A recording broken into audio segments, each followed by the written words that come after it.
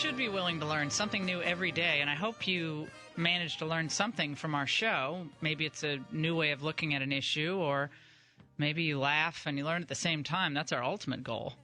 But we want you to learn, and we partner with great groups that assist in the learning process, and we care about our country's future. We care about our job base, our manufacturing base. We're going to talk in a moment to a man who will not listen to the critics who say, you can't do this in the United States. And, well, he is. Still manufacturing bicycles here when so many people said he couldn't do it. We're going to talk to him in a moment. But learning about your country's foundational documents, knowing the Constitution, well, guess what? You might not have a lot of money. You might feel like you're beyond the point where you can learn about the Constitution. No, that's not true. Take it from me. You can watch at your own pace, take it in, a new free online Constitution course from Hillsdale College. It's being offered now, 10 weeks of lectures. Watch it at your leisure. There are sessions that were released every week, but once they're out, you can watch them when you want and at your own pace. You can sign up free. Now, I want you to remember this. LauraForHillsdale.com. LauraForHillsdale.com. It's a free course, explains the meaning and history of the Constitution, what it means for you. And you sign up now, LauraForHillsdale.com. Get yourself educated, and you'll have a big smile on your face because you'll realize, wow, you know what, sadly, most Americans don't know today. All right, we're going to get to Wayne Sosin in just one moment because he has a great story to tell about Worksman Industrial Cycles. You might not have heard of the company, but you will in just a moment. Let's go to Brian in Tampa, Florida, line 7, because you're talking about this immigration question, which raises, you're getting all riled up, though, Brian. Jeb Bush said, don't get riled up. It's all good. These people are coming here. They love their families, and they just want to provide for them. Go ahead. Oh, it takes a lot to get me riled up. I was just going to point out the fact that if I decided to knock over a convenience store, bank, or car or whatever, and then went to the judge, Your Honor, it was a labor of love. I'm trying to provide for my family. What is the difference? Well, what Jeb Bush would say is that this is entering our country illegally is not itself a felony. It's a violation of our immigration law. It is a violation of law, but it's just not a felony. So I guess he'd say that the labor of love argument for felonies wouldn't be as convincing. I imagine he would say that. But I get your point, right? But you can't pick and choose what laws you respect and say, well, it's because they're coming here because they love their family. Well, that might be the case. I'm not saying that's not the case for a lot of the people who come here. I'm sure it is. But we still do have a country, last time I checked. We have borders. We have laws. And if we're going to dispose of all of that, then we should have a real national conversation about how that's going to impact African Americans, Latino Americans living here legally, white Americans, people from all walks of life. The rich people aren't really affected by any of this, but the middle class, they're affected big time. So at least have a conversation about, well, how is this affecting your life? How are your public schools doing? Does it hurt your kid when we have 12 different languages taught at your school? How is it affecting your wages? Have your wages gone up in Columbus, Ohio over the last 12 years? If not, why not? Are there people being brought into the country who are undercutting your wages? They might be wonderful people who love their families. Let's put that on the table as yes, that might be the case. We will submit that that could be possible. Doesn't mean that it's good for the American people to have this continue. Two separate questions. So I think what happens in politics is people conflate two separate issues to try to convince you of the veracity of their point of view. But I think in the end, it's either good for America or bad for America, and we have to have that conversation. All right, we will continue to take your calls, 855-40-LAURA, the labor of love. I'll tell you what is a labor of love, is keeping a manufacturing plant going in the United States when so many of your competitors or people in the general industry that you're in have already offshored, moved overseas, where they can make cheaper things, in this case bicycles, and import them back into the United States, bring them back into the country and sell them for less money. So how in this environment of outsourcing and offshoring can you make it? We've been examining this issue with a variety of people, including the CEO of WeatherTech last week. We talked to him. We've been talking to CEOs and getting their opinions on how we can really rejuvenate the American workforce. And I saw a great piece about Wayne Sosin. You might not have heard of Wayne, but interesting piece about what Worksman Industrial Cycles has represented, believe it or not, to New York City, and how you possibly can keep a business going that's been around now for more than 100 years and making bicycles when so many are now either made in Korea or made in China. How do you do this? And Wayne Sosin joins us now. Wayne, how are you? Great to talk to you, sir. Thank you, Laura. Thanks for having us on. So the oldest manufacturer of bicycles left in the United States, is that right? That is true. The bicycle industry used to be a thriving industry in the United States, and companies like Schwinn and Huffy and Murray, real big players in the market, were all serving a market of companies looking for low-end product. So we were making in this country 12 million bikes a year being sold to companies like Sears and Penny's and Walmart.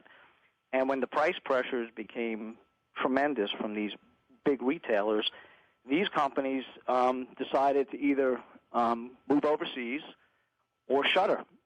And at the same time, here we were, and we're a specialty manufacturer. Our main market is industrial-grade tricycles, which I'll explain in a moment. Mm-hmm. But we made a conscious decision to stay here.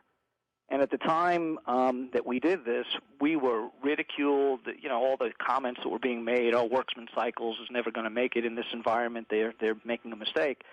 And we felt differently. We felt that there was still a customer who would care that our products are made in America. Mm-hmm. And the biggest challenges we faced were when all the big players went overseas, so did the suppliers that supplied them. So that was our biggest challenge. But we believed in the American workforce. We believed we had done a very good job in motivating our employees to do a good job, and there was no reason to abandon these people. And you're a 35-year veteran of this company, having worked there, devoted much of your professional life to this. You're married, you have kids, and you've seen the impact. Now, this is 60 workers at the company, but the ripple effect into the community. And you're in Queens. I know Queens well. The ripple effect into the community when you have a job you go to every day and you're making something, you can't even describe that, the feeling of it. It's a great feeling. It's a neighborhood feeling, too. That is truly a community. I agree. People who are manufacturing a product, a branded product, take a stake in it.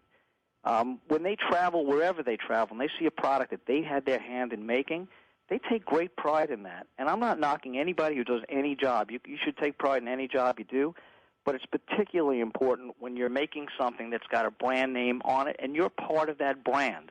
So, yes, it's a great source of pride. I do think these people like coming to work. They like creating things with their hands. They like to have a stake in the company, that the success of the company. So we looked at that, and we looked at all the people, and most of the people who work for us live close by to our factory. And there are so few opportunities for these people to have the kind of jobs they need. A lot of these people are first-generation immigrants, mm-hmm. And as a result, they need a place where they can get started and build a career or get started and move on. But there's so few opportunities here. There's virtually no manufacturing base here whatsoever any longer. And it's so important when you think about the American dream and climbing up the lit, making a difference for your family. That manufacturing base has always been instrumental to that. I mean, it just has been. This is across the country. My own family, my great-grandfather started a tannery outside of Boston, great-great-grandfather, and he had 14 children, and he supported his family, grew a company, ultimately, fell on hard times, et cetera, during the Depression. But, I mean, this was the great conversation, the great experience of immigrants from across, the spectrum for years and years and years. So I'm concerned, we've been talking about this illegal immigration issue, but we bring all these people in saying, oh, come here, come here, come here, but then we don't have job opportunities to come here. We don't have the jobs.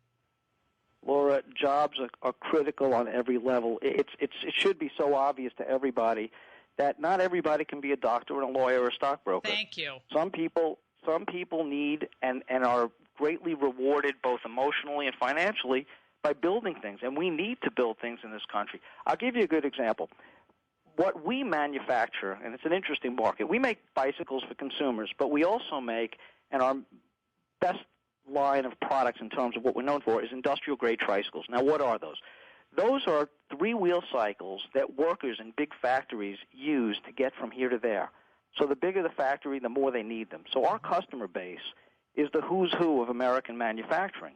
And I must tell you that the bigger challenge for us wasn't to stay in the United States, it's to make sure we still had customers. So every time Ford or Chrysler shuttered a plant, right, we lost a customer. And you talk about the ripple effect. So here we are, the Worksman Cycles is making their tricycles. Well, think of all the companies making their pallet jacks and shelving and offering them steel tubing, whatever. The ripple effect is just unbelievable. So when these factories close, it's more than just the workers at that factory that are affected. It's the entire community. It's their family. And most of these people, if you really look around the country and you read depressing stories, it's about somebody who had a good-paying factory job, lost his job, and he's been unemployed for 3 years. They go into a depression. It's very difficult. They get underemployed.